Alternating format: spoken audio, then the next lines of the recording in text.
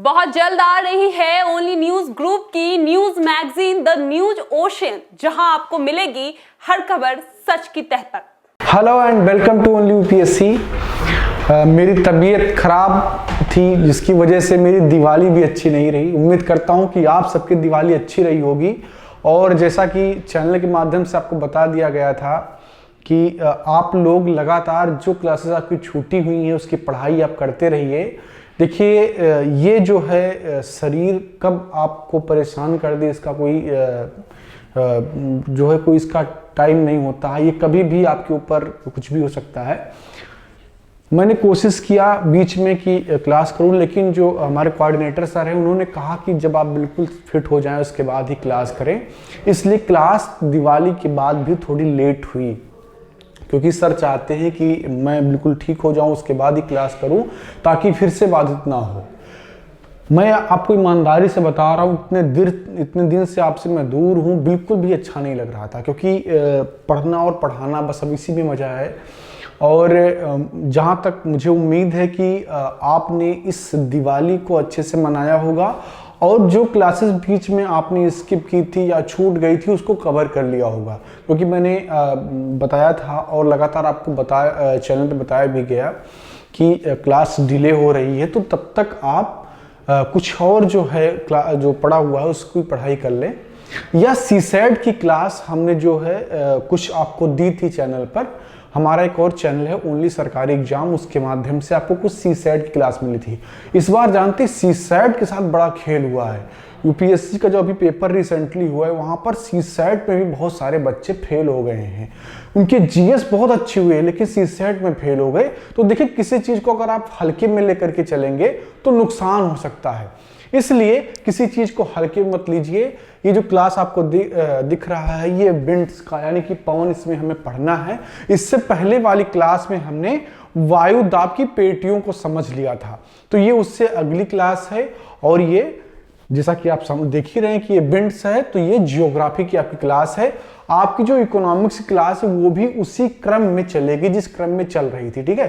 तो आइए अब समय बर्बाद नहीं करते हैं, क्लास को शुरू कर लेते हैं और उतने ही जोश और खरोश के साथ फिर से जुट जाइए, क्योंकि मैं अब आ गया हूं स्वस्थ होकर के, बिल्कुल हेल्दी आपके सामने, और रेगुलर बेसिस पर आपको क्लासेस मिलनी शुरू हो जाएंगी, ठीक है। तो हमें बिंड्स समझना है। बिंड्स क्या होती हैं? कई बार आप जो है नॉर्मल चीजें जानते हैं कि आपने देखा कि पेड़ की पत्तियां घूम रही हैं तो हवा चल रहा है, बट विंड्स होता क्या, उसकी परिभाषा क्या है, विंड्स क्या है और पवन क्या है, इसे हिंदी में कहते हैं, उसे हमें समझना है। तो देखिए, हवा और पवन में क्या अंतर है पहले इसको समझ लीजिए।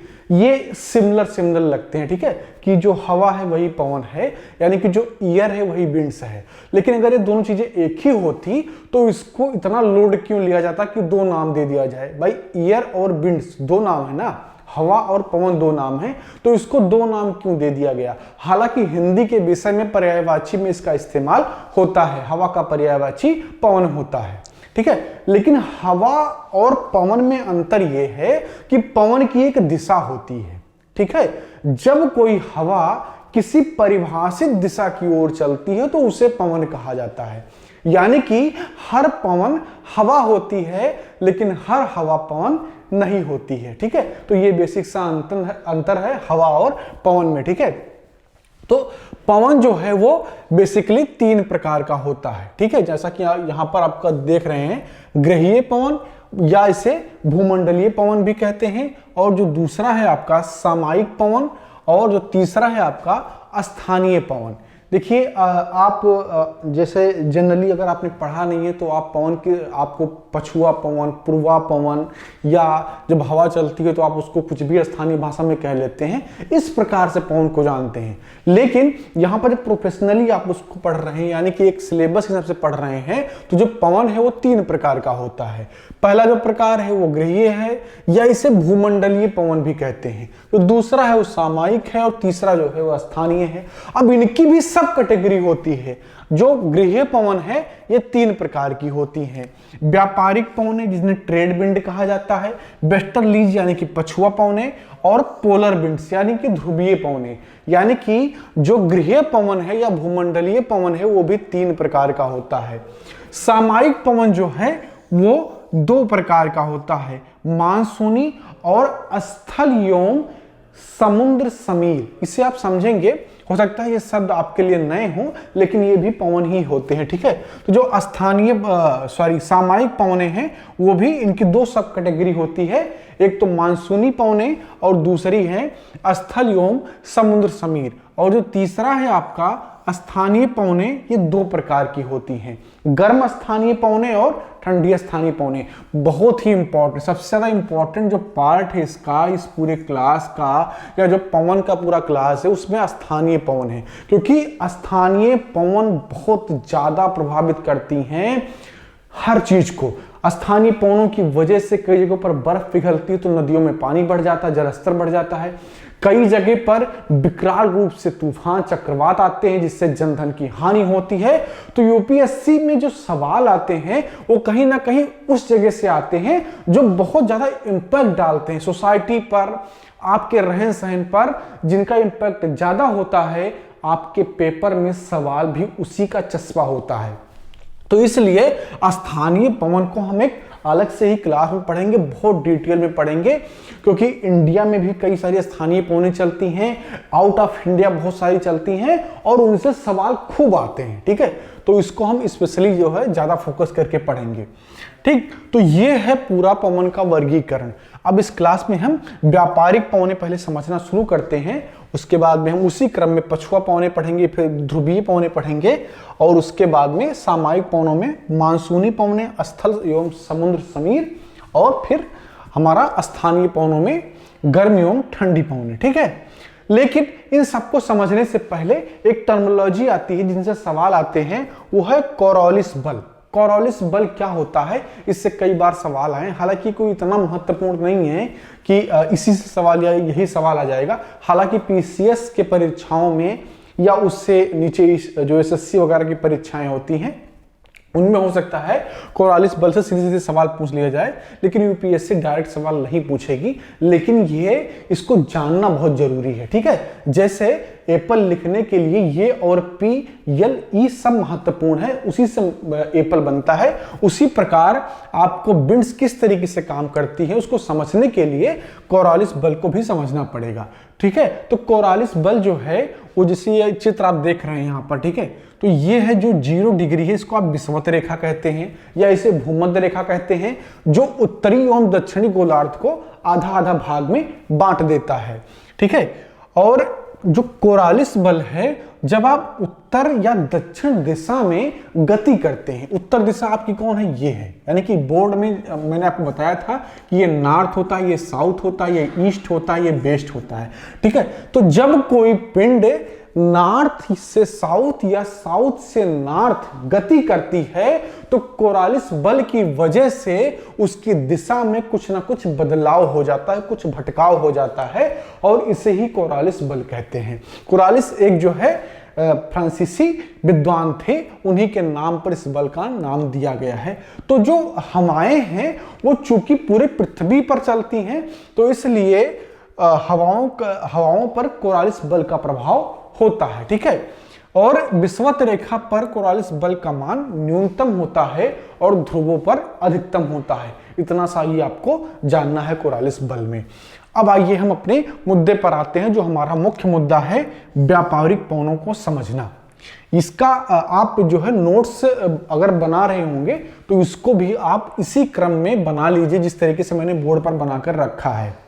क्योंकि होता क्या है कि जो आपका सेल्फ नोट्स होता है, इस फॉर्मेट में जब आप बना लेते हैं, तो जब आप रिवीजन कर रहे होते हैं, यानी कि जब मैं आपके सामने नहीं होता हूं, कोई टीचर आपके सामने नहीं होता है, तो आप उसको जब अपने तरीके से बनाकर रखते हैं तो ज्यादा आपको समझ में आता है। नहीं तो बाद में होता क्या कि सर क्या बताए थे, अच्छा वो बताए थे, नहीं ये बताए थे, कंफ्यूज हो जाते हैं।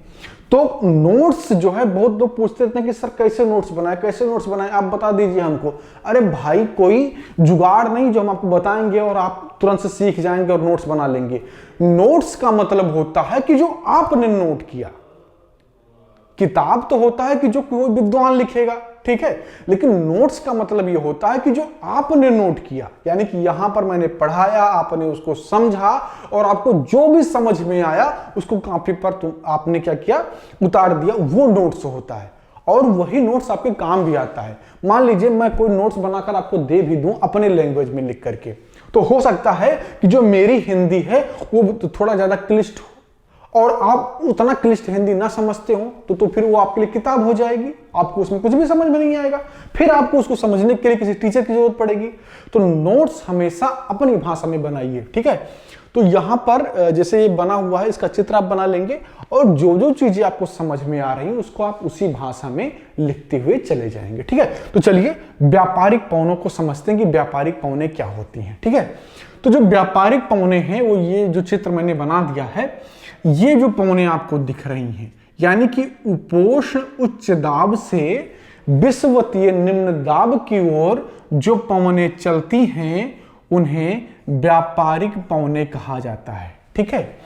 और ये जो मैंने यहां पर डायरेक्शन दिखाया है, ये डायरेक्शन इसलिए दिखाया है क्योंकि जो गृहीय पौने हैं या भूमंडलीय पौने हैं ये सालों भर एक ही दिशा में चलती हैं। ये सालों भर एक ही दिशा में चलती, इनका दिशा नहीं बदलता है। जो भूमंडलीय या गृहीय पौने हैं इनका जो गुण है ना, जो इनका लक्षण है वो यही है कि ये सालों भर एक ही दिशा में चलती हैं, ये अपने दिशा का बदलाव नहीं करती हैं। जो आपकी सामयिक पौने यानी कि जो पीरियोडिक विंड्स हैं ये अपनी दिशा को एक समय के बाद बदल लेती हैं। जैसे मानसून या स्थल या समुद्र समीर, आपने देखा होगा कि इंडिया में मानसून कब आता है, गर्मी के महीने में आता है, यानी कि जून में आता है, केरल के तट से टकराता है, आता उसके बाद में उस दो भाग में बढ़ जाता है। जब मानसून पढ़ाऊंगा तो मैं आपको बताऊंगा कि कैसे वो दो भाग में बढ़ता है, ठीक है। तो उसका एक दिशा है और एक समय के बाद लोग कहते हैं कि मानसून आया और मानसून चला गया, यानी कि उसका दिशा बदल रहा है। मानसून में क्या है, मॉइस्चर होता है, हवा होता है, उसमें जो है एक संघनित हवा है, वो जाता है, पहाड़ों से टकराता है, संघनित होता है, बरसात होती है, ठीक है। तो मानसून भी क्या है, एक हवा है, एक मानसूनी हवा होती है। तो उसका क्या है कि एक निश्चित टाइम तक वो एक दिशा में बहती है, उसके बाद उसका दिशा बदल जाता है। लेकिन जो आपकी गृहीय पौने हैं या भूमंडलीय पौने, इनका नाम इसलिए दिया गया है भूमंडलीय पौने, यानी कि पूरे भूमंडल पर जो चलती हैं एक ही दिशा में, उनको भूमंडलीय पौने कहा जाता है। तो इनकी दिशा क्या होती, एक ही होती है, इसीलिए चित्र में इनकी दिशा को एकदम से बता दिया गया कि यही दिशा इनकी होगी, इनका दिशा नहीं बदलेगा। कहीं मैंने सामयिक पौने और स्थल पौने को यहां पर नहीं दिखाया है। ये जितनी भी आप पौनों की दिशा देख रहे हैं ये सब गृहीय पौने या भूमंडलीय पौने हैं, क्योंकि इनकी दिशा क्या होती है, निर्धारित होती है, ठीक है। तो उपोष्ण उच्च दाब से विषुवतीय निम्न दाब की ओर जो पौने चलती हैं उनकी दिशा, जो पौने चलती हैं वही व्यापारिक पौने होती हैं। ये जो है इस तरीके से होना चाहिए, ठीक है। इसको आप करेक्ट कर लेंगे, ठीक है। ये हैं आपकी व्यापारिक पौने, ठीक है। तो उपोष्ण उच्च दाब से विषुवतीय निम्न दाब की ओर जो पौने चलती हैं उन्हें व्यापारिक पौने कहा जाता है, ठीक है। क्या कहा जाता है, व्यापारिक पौने कहा जाता है। और इसकी वजह से जो महाद्वीपों के पूर्वी भाग होते हैं वहां पर बरसात ज्यादा होती है, इसीलिए ये जो क्षेत्र होता है, यानी कि यहां पर 5 डिग्री से लेकर के 30 से 35 डिग्री के बीच में जितने भी महाद्वीप के पश्चिम पार्ट हैं वहां पर मरुस्थल पाए जाते हैं, क्योंकि यहां पर बरसात जो है बहुत कम होती है। तो जो व्यापारिक पवने हैं वो उनका जो दिशा है, अब यहां पर आप इसका दिशा जनरली क्या होता है, टीचर आपको रटा देते हैं, रटना नहीं है। ये क्या है आपका, ये नॉर्थ है, ये साउथ है, ये क्या है, ईस्ट है और ये वेस्ट है। तो अगर आपसे कोई पूछे कि व्यापारिक पवनों की दिशा क्या होगी, कहां पर, नॉर्दर्न हेमिस्फीयर में, यानी कि उत्तरी गोलार्ध में, तो क्या होगी, ये दिशा कौन सी है, ये आपका क्या है, नॉर्थ है और ये क्या है, ईस्ट है। यानी कि नॉर्थ ईस्ट से साउथ वेस्ट की तरफ जो है ये पौने चल रही हैं। व्यापारिक पौने उत्तरी गोलार्ध में नॉर्थ ईस्ट से साउथ वेस्ट की तरफ चलती हैं, ठीक है। यहां चित्र आप देख रहे हैं, और आप इसका दिशा निर्धारित कर सकते हैं। इसी प्रकार जब आप सदर्न हेमिस्फीयर में देखेंगे तो ये कौन सी दिशा है, ये कौन सी दिशा है, ये आपका नॉर्थ है, ये साउथ है, ये ईस्ट है और ये वेस्ट है। तो ये कौन सी दिशा होगी, ये आपका साउथ ईस्ट होगा। क्या होगा, साउथ ईस्ट होगा। और ये साउथ ईस्ट से किस तरफ चल रही हैं, नॉर्थ वेस्ट की तरफ चल रही है। किसमें, सदर्न हेमिस्फीयर में। इसका दिशा कई बार पूछ लिया जाता है। तो ये चित्र अगर आप देखे रहेंगे आपके दिमाग में होगा ना, और ये आप समझ रहे, ये बेसिक चीज अगर आपको पता होगी कि जो 2D फिगर होता है उसमें दिशा निर्धारण कैसे किया जाता है, तो आप इजीली बता देंगे कि इसका दिशा ये होगा। ठीक है ना। तो ये है आपकी व्यापारिक पौने। तो व्यापारिक पौने उपोष्ण उच्च दाब से विषुवतीय निम्न दाब की ओर चलती हैं। इनके कारण महाद्वीपों के पूर्वी भाग में वर्षा होती है और पश्चिमी भाग में अपेक्षाकृत कम वर्षा होती है। यही कारण है कि इस क्षेत्र में महाद्वीपों पर मरुस्थल पाए जाते हैं। ठीक, तो ये हो गया आपका व्यापारिक पौने। उसके बाद में हम देखते हैं पछुआ पौने। पछुआ पौने ये हैं, ये जो आप पौने देख रहे हैं ये पछुआ पौने हैं। कौन सी पौने हैं, पछुआ पौने हैं। यानी कि उपोष्ण उच्च दाब से उपध्रुवीय निम्न दाब की ओर जो पौने चलती हैं वो पछुआ पौने होती हैं। ठीक है, क्या होती हैं, पछुआ पौने होती हैं। और जिस प्रकार ये वर्क करती हैं उसी प्रकार ये भी वर्क करती हैं। बस इनका दिशा क्या है, इनका दिशा जो है बदला हुआ है। ये साउथ वेस्ट से नॉर्थ ईस्ट की तरफ चल रही हैं। आप यहां पर इसको देख सकते हैं। इसी प्रकार इसका दिशा आप सदर्न हेमिस्फीयर में भी निर्धारित कर सकते हैं। चित्र मैंने इसीलिए बना दिया है।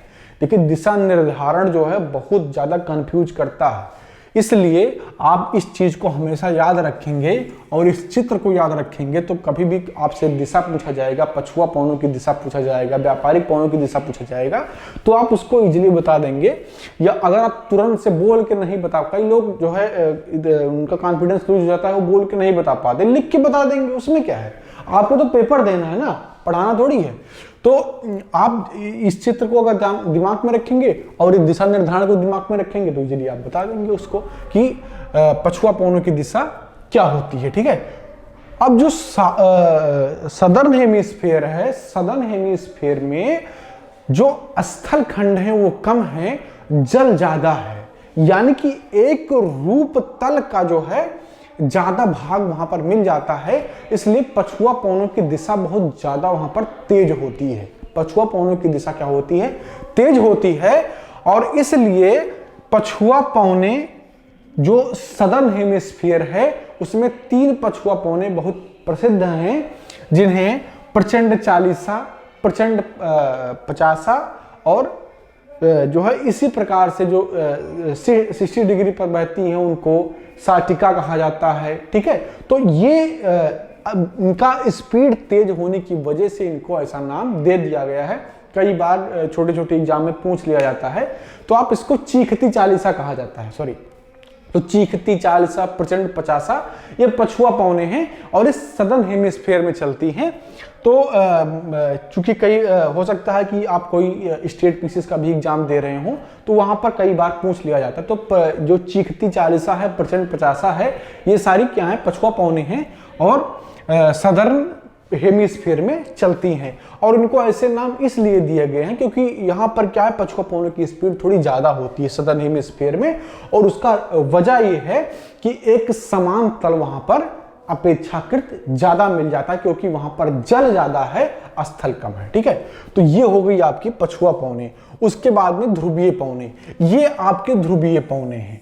ध्रुवीय पौनों की दिशा व्यापारिक पौनों की ही दिशा होती है। तो ये जो ध्रुवीय उच्च दाब है यहीं से उठती हैं उपध्रुवीय निम्न दाब की ओर। ठीक है। तो ये है आपकी ध्रुवीय पौने। ठीक है। इसमें कोई ऐसी बात नहीं है जो आपको बहुत कठिन लगे, समझ में ना आए, बहुत ही इजी है। जो व्यापारिक पौने हैं वो उपोष्ण उच्च दाब से विषुवतीय निम्न दाब की ओर चलती हैं, दिशा आप इसका देख ही रहे हैं। जो पछुआ पौने हैं वो उपोष्ण उच्च दाब से उपध्रुवीय निम्न दाब की ओर चलती हैं, उसका दिशा भी आप यहाँ पर देख कर निर्धारित कर सकते हैं। और जो ध्रुवीय उच्च दाब है वहां से जो पौने चलती हैं वो ध्रुवीय पवनें कहलाती है। और ये सब पवनें किसके वर्गीकरण में आती हैं? ये सब गृहीय पवनें हैं, यानी कि भूमंडलीय पवनें हैं। और भूमंडलीय पवन उनको कहा जाता है जिनकी दिशा सालों भर एक ही होती है, यानी कि जिनकी दिशा में कोई बदलाव नहीं होता है। अब जो दूसरा आपका पवन है सामयिक पवन, यानी कि जिनकी दिशा एक समय के बाद अपने आप बदल जाती है। उसमें है आपका मानसूनी पवन, स्थल एवं समुद्र समीर, ठीक है। और उसके बाद में स्थानीय पवन। तो इन दो टॉपिक को हम अगली क्लास में कवर करेंगे। इस क्लास में यहीं तक। अगली क्लास में हम बात करेंगे सामयिक पवन की और स्थानीय पवन की। देखिए ये दोनों महत्वपूर्ण हैं। मानसून बहुत महत्वपूर्ण है और स्थानीय पवन जैसा कि मैंने आपको बताया कि बहुत महत्वपूर्ण है। इन दोनों से सवाल काफी आते हैं, तो ये क्लास लंबी ना हो जाए इसलिए इस क्लास को मैं यहीं पर रोक रहा हूं। अगली क्लास में हम बात करेंगे सामयिक पवनें क्या होती हैं और स्थानीय पवनें क्या होती हैं। उसके बाद में हम अपने अगले टॉपिक पर चले जाएंगे। और एक चीज मैं आपको बता दूं कि जिस क्रम में क्लास चल रही थी उसी क्रम में क्लास आपको मिली है। इससे पहले मैंने वायुदाब की पेटियों को पढ़ाया था, जो कि आप प्लेलिस्ट में जा करके प्राप्त कर सकते हैं। अगला टॉपिक हमारा विंड ही था जिसे मैंने इस क्लास में पढ़ाया है।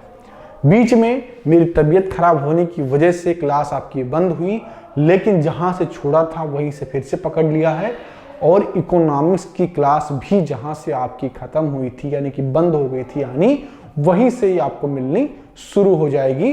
तो बिल्कुल हमारे जो स्टूडेंट्स हैं वो कंफ्यूज ना हो। अगर थोड़ा बहुत कंफ्यूजन है तो प्लेलिस्ट में जाएं, जो CSC 2021 का प्रिपरेशन का एक प्लेलिस्ट हमने बना के रखा है, वहां पर वो आखिरी वीडियो जाकर के देखेंगे तो इसको कनेक्ट कर पाएंगे। बाकी जो हमारे नई स्टूडेंट्स हैं जिन्होंने अभी आज से या अभी से ज्वाइन किया है, वो प्लेलिस्ट में जाएं। पूरा क्लास एकदम जीरो से उनको मिलेगा और सब कुछ फ्री में मिलेगा, जैसा कि मैंने आपको बताया है और आपसे वादा किया है। इस बीच में जो आपका नुकसान हुआ इसकी भरपाई अधिक क्लास आपको दे करके ओनली UPSC की टीम करेगी। इसका टेंशन आपको बिल्कुल नहीं लेना है, ठीक है। तो मिलते हैं अगली क्लास में, बात करेंगे सामयिक पवनों एवं स्थानीय पवनों की। तब तक आप अपनी पढ़ाई जारी रखिए। Thank you. बहुत जल्द आ रही है ओनली न्यूज ग्रुप की news magazine the news ocean, जहां आपको मिलेगी हर खबर सच की तह पर।